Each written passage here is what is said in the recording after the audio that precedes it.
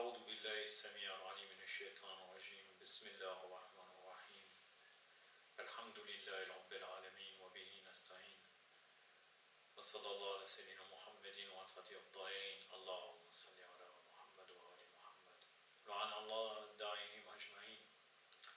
Aujourd'hui, je voulais faire une vidéo pour prouver, même pour certains frères chiites, malheureusement, qui appellent les sunnites des sunnites, alors qu'en fin de compte, on ferait mieux de les appeler des bakris. Donc, en fait, le sujet de la vidéo, on pourrait l'appeler les bakris ne sont pas des sunnites, puisque sunnite vient de fait de suivre le prophète Mohammed, ou bien les 12 imams. On va voir déjà en premier lieu quelle est la définition du compagnon chez les bakris.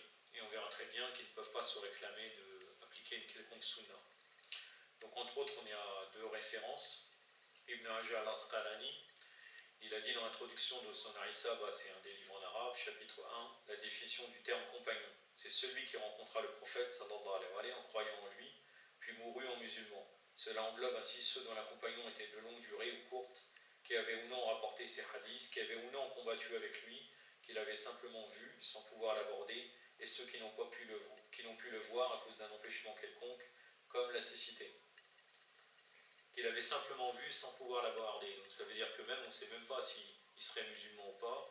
Il l'a rencontré, ils ont rencontré le prophète, ils sont devenus des compagnons. D'ailleurs, ils disent même que tous les compagnons, tous ceux qui étaient dans la péninsule arabique, à partir du moment de la prise de la Mecque, ils étaient tous devenus des compagnons. Il y a même l'avis de Suyuti, il me semble, où voilà, toute personne qui a rencontré le prophète est devenue compagnon.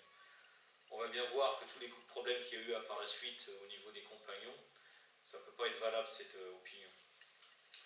À partir de là, en plus de ça, je ne sais pas de quelle sunna il parle, puisque la sunna, donc, ça serait les actes, les paroles et même les silences du prophète sallallahu alayhi wa sallam, donc forcément il aurait fallu que les gens écrivent. Mais dans l'école du bakrisme, ils ont interdit très vite d'écrire, même jusqu'à l'époque du prophète.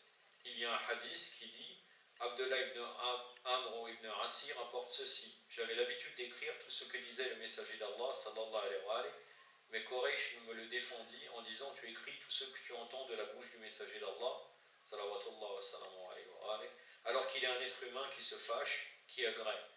Je m'en suis alors abstenu. C'est-à-dire les chefs de Quraysh, ils ont dit il ne faut pas réciter le hadith du prophète.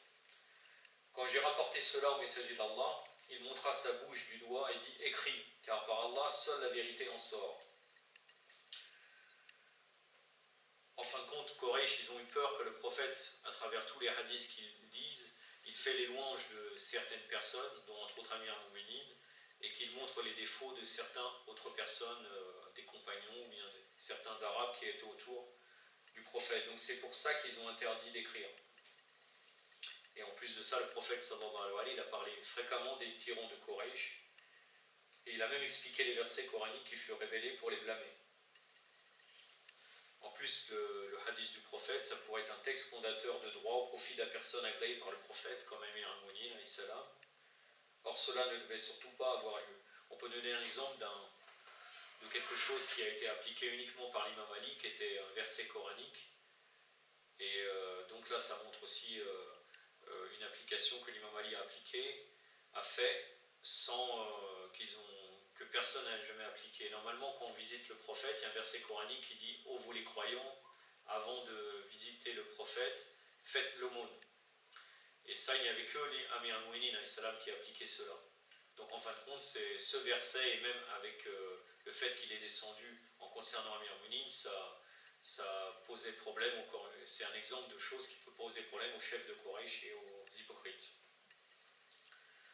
Et d'ailleurs, après, par la suite, c'est pour ça qu'Omar ibn al-Khattab, pendant la calamité du jeudi, il a dit, quand le prophète il a dit « Apportez-moi que je vous fasse écrire ce qui vous épargnera de l'égarement », Omar il a dit « Le prophète est souffrant, vous avez le livre d'Allah, cela nous suffit. » Qu'est-ce qu'il a? Il délire-t-il? Dire-t-il, ça veut dire là les chefs de Quraysh. Et ça, c'est dans le Bukhari. Les chefs de Quraysh, ou bien les responsables, les compagnons qui étaient autour, même d'Omar, qu'ils ont refusé que le prophète écrive. parce qu'il savait très bien qu'il allait nommer Amir Mu'minin, entre autres, dans son testament. Puisqu'il avait maintes et maintes fois répété comme quoi l'imam Ali, ça serait le successeur du prophète, sallallahu alayhi wa sallam.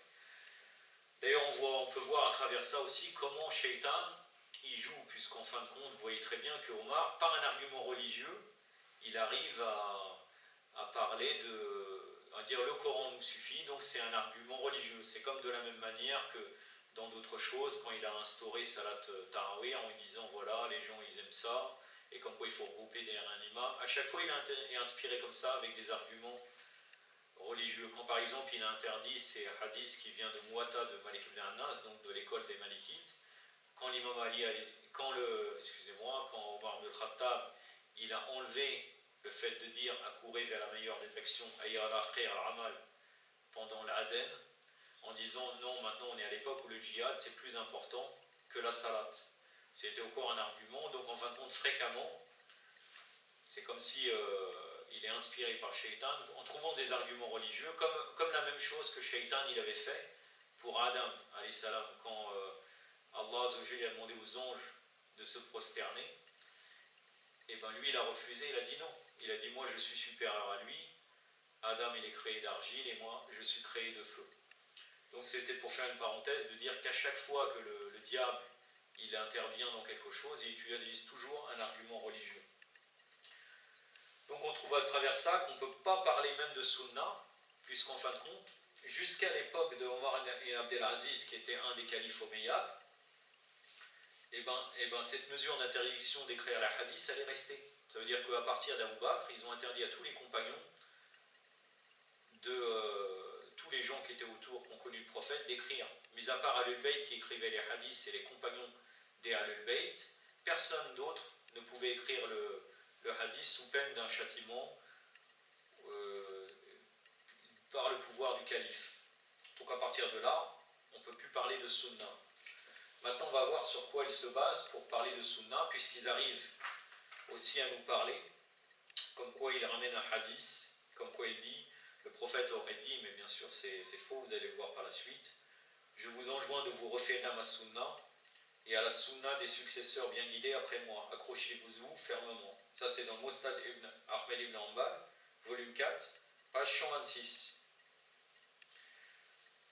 Et encore une fois, je ne sais pas de quelle sunna on parle, puisqu'on a vu qu'Abou Bakr, Omar, Osman et même l'imam Ali, ils ont fait des attitudes différentes. S'il y avait une sunna, ils auraient dû avoir la même attitude dans tous ces compagnons-là, même les autres compagnons, puisqu'on ne parle pas seulement aussi des 4 premiers califes, des soi-disant califes, on parle aussi de tous les compagnons qui étaient censés faire une sunna, donc une pratique qui aurait été agréée par le prophète ou bien qui est acceptable dans l'islam.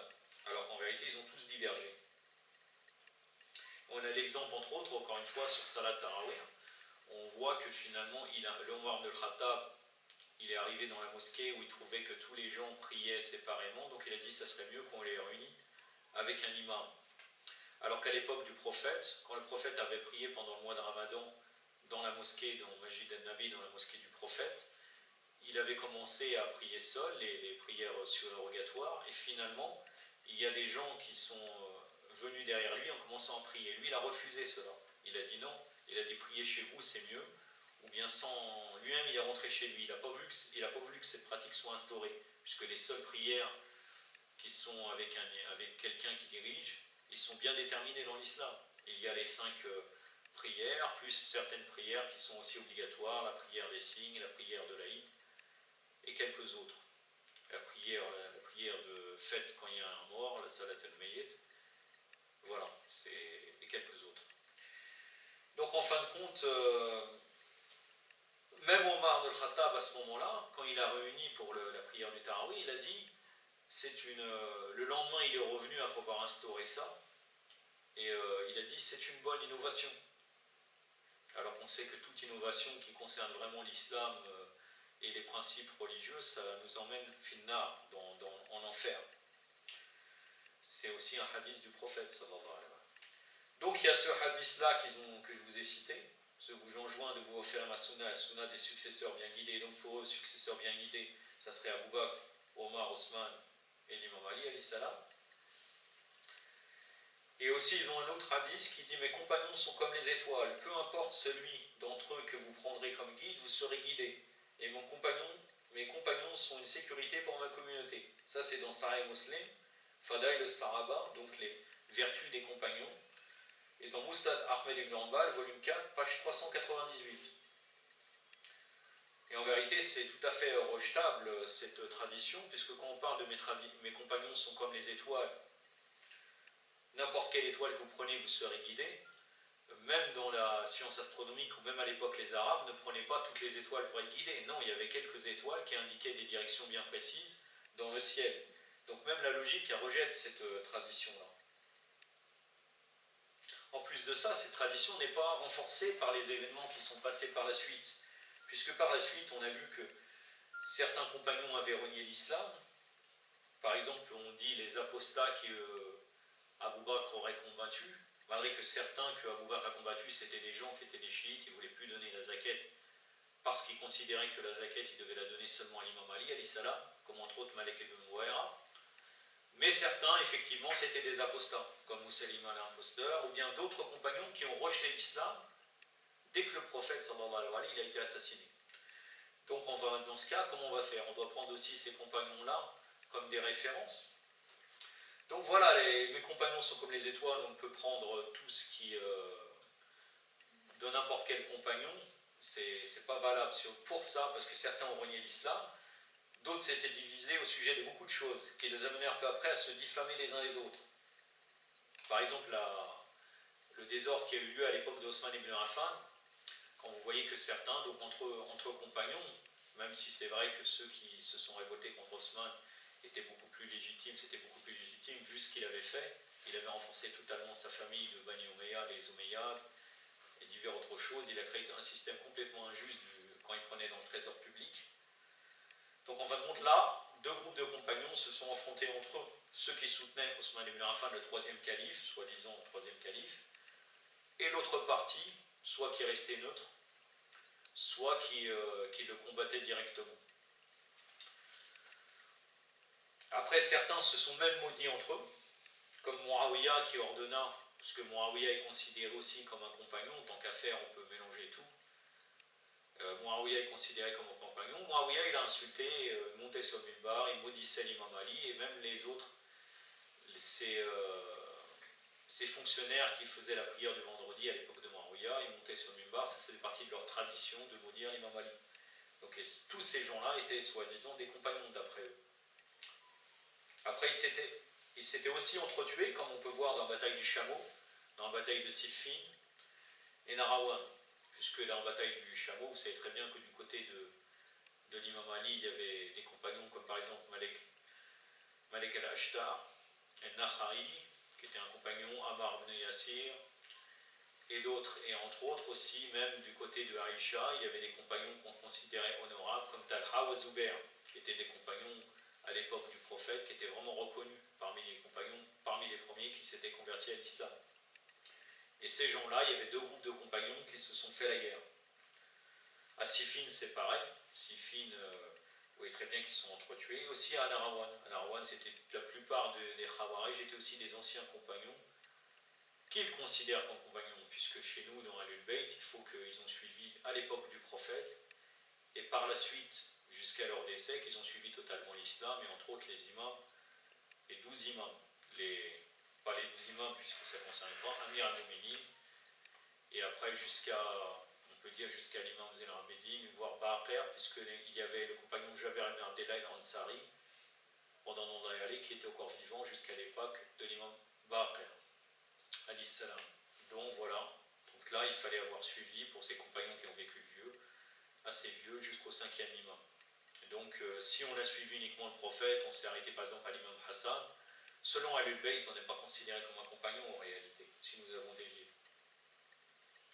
Donc en plus de ça, oui, donc ils ont fait la guerre et on appelait la faction rebelle, le chef de la faction rebelle, on l'appelait Muawiyah. Donc il y avait forcément un parti des compagnons qui était dévié, contrairement à l'autre parti qui était dans la vérité, qui soutenait le calife légitime et l'imam qui était l'imam Ali alayhi salam. Donc encore une fois, la théorie des compagnons, elle ne peut pas tomber, elle ne peut pas tenir debout à travers ça. En plus de ça, il considérait comme compagnons Amr al-As, Mughira ibn Shurba et Basro ibn Ata qui ont massacré des innocents pour renforcer le trône des Omeyyades. Donc si on lit cette tradition, les compagnons sont les étoiles, vous vous rendrez compte qu'elle est inventée, car comment la comprendre dès lors qu'elle s'adresse aux compagnons? Puisque là il dit, le prophète sallallahu alayhi wa sallam, il s'est adressé aux compagnons en disant suivez mes compagnons. Ça n'a aucun sens. C'est pour ça que pour nous, il a dit ô mes compagnons, je vous recommande les imams parmi les gens de ma demeure, car ce sont eux qui vous guideront après moi. Donc les imams de Ahlul Bayt alayhi salam.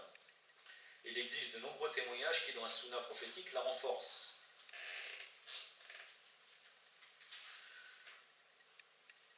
Donc pour nous, je vous enjoins à vous référer à ma sunna et à la sunna de mes successeurs bien guidés après moi. Ça concerne les imams de Ahlul Bayt alayhi salam qui sont considérés comme le deuxième trésor. Inni tarikum as-saqalayn kitab Allah wa itrati Ahlul Bayt. Donc je vous laisse les deux poids, le livre d'Allah et mes Ahlul Bayt. Ça, ce hadith-là est dans les livres bien reconnus de chez eux, comme Sahih Tirmidhi, volume 5, page 328, Sahih Muslim, volume 2, page 362, Nasa'i, sur les particularités de Kanz al-Ummal, sur les particularités de Ahlul Bayt. Kanz al-Ummal, volume 1, page 44, Musnad Ahmed ibn Hanbal, volume 5, page 189, Mustadrak al-Hakim, volume 3, page 148. Toutes ces références-là que j'ai citées, auparavant, les sunnites considéraient qu'il y avait, les Bakri considéraient qu'il y avait 6 livres qui étaient considérés comme le Sunna, tout était véridique. Maintenant, les salafites n'acceptent pas cela. Maintenant, ils acceptent Bukhari et Muslim, et encore, quelqu'un comme Nasr al-Din al-Albani, il a encore cherché dans les hadiths, il y a certains hadiths qu'il accepte et d'autres qu'il n'accepte pas, et de Bukhari et de Muslim. Mais avant, ces hadiths-là sont reconnus par chez eux, puisque de toute façon, c'est le Bakri de base reconnaît ces 6 livres. Donc même Tirmidhi, Muslim, Nisa'i, Musnad ibn Hanbal, Ahmed ibn Hanbal, Mustadrak al-Hakim, c'est reconnu. Après, encore plus, il y a Sawa Aïq al-Murtaqa d'Ibn Hajar al-Asqalani, page 148, Tabaqat al-Kubra d'Ibn Sa'd, volume 2, Tabarani, volume 1, page 131, qui parle du hadith, Kitab Allah. Donc je vous laisse les deux poids, le livre d'Allah et mes Ahlul Bayt. Par la suite de ça, nous voyons aussi qu'il reste maintenant une question qui revient avec insistance, c'est celle de savoir pourquoi les Bakri ne se sont pas conformés à la teneur de ces traditions prophétiques. Parce que pour eux, le titre de calife orthodoxe, qui existe dans les traditions prophétiques et même qui a été reconnu par les Bakri et par les chiites, ils appliquent le titre de calife orthodoxe aux 4 personnes qui ont officiellement succédé au saint prophète, sallallahu alayhi wa sallam. D'ailleurs, ils vont même encore plus loin. Pour eux, l'ordre qui a été décidé, qui était uniquement une circonstance politique, puisqu'en fin de compte, quand ils ont nommé Abu Bakr, ils se sont réunis à Saqifa Bani Sarida. Et il y a eu, donc c'était une réunion où il y avait une tente et un lieu qui était l'endroit où Bani Sarida se réunissaient. Il y avait une dizaine de compagnons principaux. Ils ont discuté, ils se sont disputés entre eux. Et ils ont nommé pour des circonstances politiques Abu Bakr. Alors que certains membres de la famille de Bani Hachem, et même certains compagnons qui à l'époque étaient encore des compagnons du prophète l'imam Ali, comme Talha ou Zubair, ou même d'autres, Abdullah ibn Abbas, l'imam Ali alayhi salam, et les compagnons très proches de l'imam Ali, ils étaient réunis dans sa maison et dans la maison de Fatima Zahra alayhi salam pour s'occuper du deuil du prophète, de s'occuper des cérémonies du lavage du mort et les autres choses, de la prière et tout cela.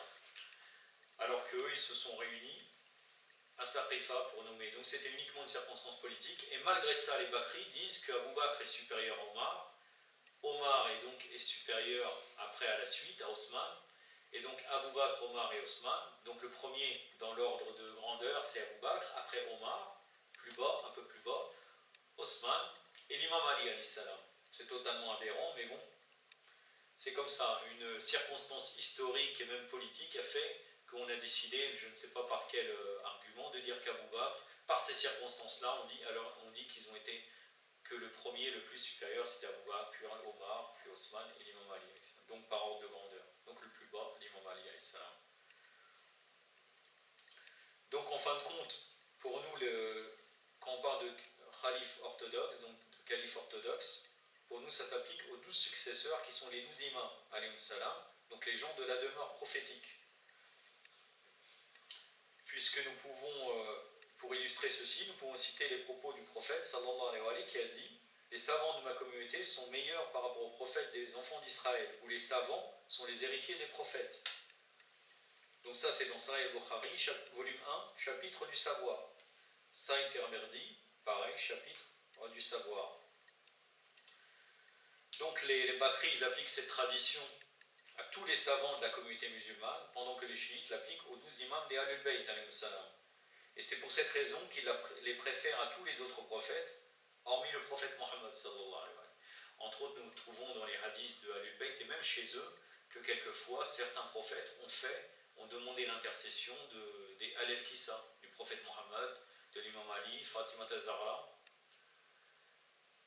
de l'imam Hassan et de l'imam Hussein. Donc à partir de là, cela démontre que si on demande l'intercession, ça veut dire que ces prophètes-là, bien sûr ils sont prophètes, donc sur ce point, le degré de la prophétie, sur la prophétie, ils sont supérieurs aux imams parce qu'ils ont la prophétie, la Naboua, mais sur le plan du degré spirituel, les imams sont supérieurs, sauf du prophète Mohammed sallallahu alayhi wa sallam. Il y a le hadith qui confirme cela, qui dit « Tu es comme moi ce que Haroun était par rapport à Moussa, sauf qu'après moi il n'y aura plus de prophète. » Le prophète sallallahu alayhi wa sallam a dit ça concernant l'imam Ali, alors qu'en vérité, alors que ça, de toute façon, ça démontre bien qu'il n'y aura plus de prophète, mais il a le niveau d'un prophète, puisque Haroun était prophète.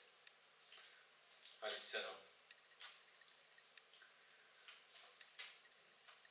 Donc le Saint-Coran a fait hériter la science du livre à ceux que Dieu a choisis parmi ses serviteurs, ce qui est une particularisation. Le saint prophète également a réservé certaines choses aux gens de sa demeure, sans pouvoir les associer en cela aucune autre personne. Il les a appelés Arche du Salut, Safinatun Najat en arabe, Guide de la voie, Lampe luisante dans l'obscurité et le second trésor qui protège de l'égarement. Il y a même d'ailleurs le Coran, il est lettre morte sans Ahlul Bayt, puisque même on dit La Tumassahu et la Mutaharun. Si, donc il n'y a que seuls les purifiés le touchent, et donc là c'est pas les purifiés les à l'ablution, parce que sinon Allah il aurait dit la tumassahu et la mutahirin, donc lié à l'eau d'eau, comme quoi pour toucher le Coran il faudrait faire l'eau d'eau. Ça montre que les seuls qui peuvent commenter et aborder le sens spirituel du Coran, c'est Ahlul Bayt. En plus de ça, je ne vois pas de comment on peut parler des califes orthodoxes, et même d'ailleurs à travers des savants, comme quoi les savants mes savants de ma communauté sont les héritiers des prophètes, ou les savants de ma communauté sont meilleurs par rapport aux prophètes des savants d'Israël, puisque dans les 4 écoles Bakri, ils ont divergé entre eux sur beaucoup de questions. Donc ça ne peut pas être possible. Ils ont même réussi à interpréter un hadith qui existe même chez Ahlul Bayt, qui dit « Le désaccord de ma communauté est une miséricorde ». Donc les Bakri, ils intermettent de la manière suivante. Donc le désaccord qui a lieu entre différents faqih, donc différents savants de chez eux, c'est une miséricorde divine, alors qu'il n'y a qu'un seul islam. C'est vraiment étonnant. Ça veut dire qu'on choisit l'avis de l'imam Malek, ou bien de Abu Hanifa, de Shafi'i, ou bien d'Ibn Hanbal. C'est une miséricorde divine. Et donc on peut suivre, par exemple, entre autres, l'avis d'Abu Hanifa, qui serait plus souple sur une question, ou bien on prend une autre, l'imam Malek, si on a trouvé qu'il a été plus souple sur une question. Donc tout ça, c'est une miséricorde divine. Ça veut dire qu'il y a 4 islams, voire même plus, puisqu'en fin de compte, dans les temps anciens, il y avait beaucoup plus que 4 écoles. Et à l'époque, il y a eu même eu Hajjaj ibn Yusuf Saqafi, ce grand ennemi de l'islam, qui avait commencé à réduire les écoles. Si vous lisez dans le Muwatta de Malik ibn Anas, donc vous trouvez que Aïcha avait une école, Abdurrahman ibn Aouf avait une école, puisqu'à chaque fois, il ne ramène pas le hadith généralement du prophète. Il dit Abdurrahman ibn Aouf a dit ça sur cette question, Aïcha a dit, ou bien Abdullah ibn Omar. Et à travers ça, à travers l'histoire, ils ont choisi à travers le temps certains califes, ils ont commencé à réduire les écoles pour des questions de pouvoir. Ils ont trouvé que ces 4 écoles-là étaient plus soumis au pouvoir oppresseur à travers leurs avis et tout cela. Donc après, c'est pour ça qu'ils ont commencé à réduire jusqu'à arriver historiquement à 4 écoles. Sinon, avant, il y avait beaucoup plus d'écoles Bakri que cela. Et justement, donc, il y a quelqu'un qui a posé la question à l'imam Sa'adir sur ce hadith. Donc, la divergence de ma communauté est une miséricorde. Donc il a dit, donc le questionneur lui a posé la question, il a dit ce n'est pas comme tu le penses. L'intention du messager d'Allah, sallallahu alayhi wa sallam, et les siens furent celles-ci, la fréquentation réciproque, c'est-à-dire que l'un voyage pour aller fréquenter un autre dans le but d'acquérir de lui le savoir, c'est-à-dire les va-et-vient entre les savants pour acquérir du savoir. Il y a un verset coranique qui confirme cela. Allah Azza wa Jalla dans le Coran, il dit Irtilaf layl wa nahar min al-ayat, ça veut dire l'alternance du jour et de la nuit. C'est-à-dire c'est le même terme, puisque la divergence c'est irtilaf. Donc ça veut dire le verset coranique qui confirme cela, puisque l'alternance du jour et de la nuit, ça ne veut pas dire la divergence, c'est le fait qu'il y a du jour, après par cela plus tard de la nuit. Donc c'est l'alternance du jour et de la nuit. Donc la même chose que les va-et-vient qu'on peut faire entre les savants pour voyager. Et après l'imam Sa'adir il s'est appuyé sur un verset coranique et dit « Et les croyants n'ont pas à sortir tous en expédition, pourquoi donc de chacune de leurs sections un groupe ne s'en irait-il pas à s'instruire en la loi de la religion afin d'avertir le peuple quand ils rentrent chez eux? Peut-être prendrait-il garde ?» C'est dans Surat al-Tawbah, donc le Surat du repentir, ou bien l'un d'autres noms, cette Surat, c'est la Surat 9 du Coran, Surat al-Bara'a, le Surat du désaveu, verset 122. Puis il ajouta en disant que si les musulmans divergent en matière de religion, ils deviendront le parti du diable. Comme nous le constatons, c'est une interprétation convaincante, ça c'est nous-mêmes qui disons ça, c'est une interprétation convaincante puisque elle invite à l'unité du credo et non à sa division. Ça veut dire qu'il n'y a qu'une seule religion et qu'une seule opinion qui viendrait des imams. Et d'ailleurs, les 12 imams n'ont jamais divergé sur les questions principales. Après, il y a eu des circonstances de taqiyya ou autres, mais sinon, dans les points, vous voyez très bien que tous les chiites du Haut-Sima font la prière la même chose, font tous pareil, avec des choses divergentes juste uniquement sur des choses recommandées. C'est pas comme chez les Bakri où il y en a un il fait takatof, l'autre il dit non, c'est pas recommandé, tu mets les bras le long du corps, il y en a un qui dit vous dites Bismillah ar-Rahman ar-Rahim, il faut le dire à voix basse, il y en a un qui l'interdit, c'est complètement incohérent. Alors qu'en plus de ça, ils ont un hadith qui dit priez comme vous m'avez vu prier, comme quoi le prophète sallallahu alayhi wa sallam a dit cela. Donc c'est totalement aberrant. Donc à partir de là, pour confirmer cela, pour montrer qu'il n'y a qu'un seul islam, Allah Azza wa Jalla il a dit oui, cette communauté vôtre est une communauté une, tandis que je suis votre Seigneur, craignez-moi donc. C'est dans Surat al-Shura, Surat la consultation, verset 52. Et cramponnez-vous ensemble au câble de Dieu et ne soyez pas divisés. Donc le verset en arabe c'est Artasamu bi'ablillah jamiran wa la tafarraqu. Donc cramponnez-vous au câble de Dieu. Certains chiites qui veulent soi-disant faire une unité, ils disent comme quoi le câble de Dieu, ça veut dire ensemble, d'être ensemble unis avec Allah dans le tawhid et d'être ensemble. Alors qu'en vérité, l'imam Sa'adir il a dit, c'est nous le câble d'Allah. Donc le fait de préserver l'unité elle se crée autour de Ahlul Bayt, et entre autres à travers de Radir Qawm, c'est-à-dire le fait que le prophète, c'est ça qui unit les gens, ce n'est pas le fait d'unir n'importe qui entre différentes écoles qui n'ont rien à voir ensemble. Tout en sachant qu'en plus de cela, vous savez très bien que ces écoles-là ont été créées bien après l'époque de Muawiyah, et même les compagnons sur lesquels ils se basent, c'est des gens que Muawiyah avait mis autour de lui, comme Abu Huraira par exemple. Muawiyah disait observez ce que fait l'imam Ali et écrivez le contraire. Et comme pendant ce temps-là, on revient sur l'interdiction du hadith qui a été interdit jusqu'à l'époque de Omar ibn Abdel Aziz, Ces compagnons-là ont pu fabriquer plein de hadiths qui n'avaient rien à voir, pour faire tout le contraire de l'imam Ali. C'est pour cela qu'on trouve énormément de divergences, contrairement à certains qui veulent nous faire croire comme quoi il n'y a pas de divergence, on est tous pareils. On trouve énormément de divergences dans ces 4 écoles par rapport à l'école de Ahlul Bayt, qui n'est pas une école, qui est l'islam authentique mohammedien.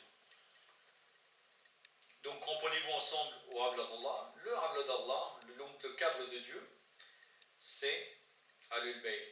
L'imam Sadiq a dit, c'est nous le câble de Dieu.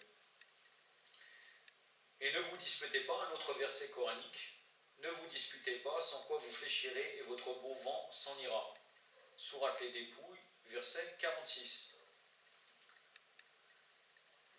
Et il n'y a pas une plus grande division en vérité que d'avoir créé une multitude d'écoles, partis et sectes qui se contredisent, se moquent les uns les autres, voire s'excommunient réciproquement au point que les uns se permettent de verser le sang des autres. À certaines époques, les différentes écoles, même Bakri, se faisaient la guerre entre eux. Il y avait même par exemple le Malékite, il disait je ne donne jamais ma fille à un afite.